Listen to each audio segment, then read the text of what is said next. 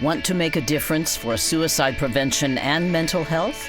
Want to get the attention of your public officials? Want to save lives through advocacy? Here's how.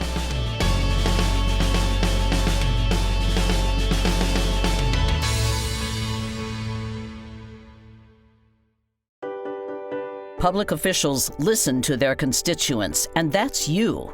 Advocating for suicide prevention is easier than you think.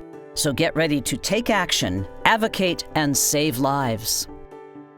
When advocating at the state and local level, and sometimes at the federal level too, you may have the opportunity to meet with your public officials. Today, we're meeting with Council Member David Grasso.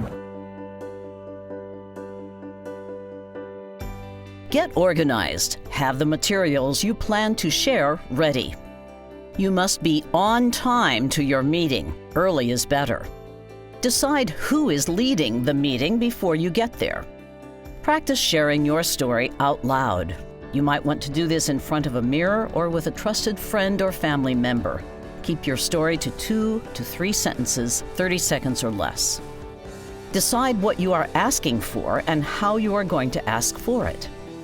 Collect yourself before the meeting. Calm those butterflies, and now you're ready to advocate.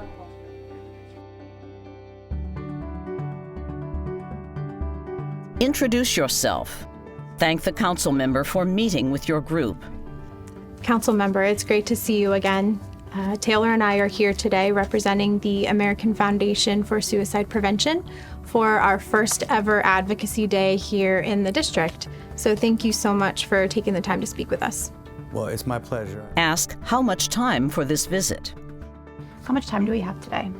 Thank the council member for previous support, if applicable. It just means so much to me, both personally and professionally, that you introduced the Youth Suicide Prevention and School Climate Survey Act back in 2016 to require educator training and school policies in suicide prevention. Thank you so much for your leadership, for being a true champion on this issue.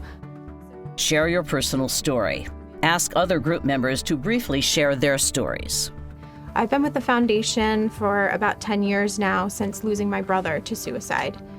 He was in high school when he died, so it just means so much to me. So I'm also a field advocate, and I have a number of family and friends who struggle with their mental health and with finding the necessary resources. Share the AFSP national and state fact sheets and underscore that suicide is preventable. State there are steps the council member can take to support prevention efforts and share the talking points and legislative needs. As you can see here, suicide is the 15th leading cause of death in Washington, D.C., the 10th leading cause in the country, but we know it is preventable. Which brings us to our 2 asks of you today.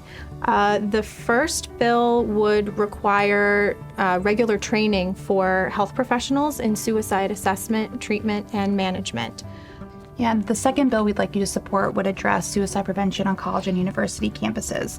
We've also included some language for a resolution making September Suicide Prevention Month, if you'd be interested in introducing that this year. That's great. I really appreciate the advocacy, and obviously I'll look closely at your materials. In fact, I'll be happy to put you in touch with my staff as well to make sure that they have your contact information and you have theirs to work on these bills as well as perhaps introduce the resolution. So thank you.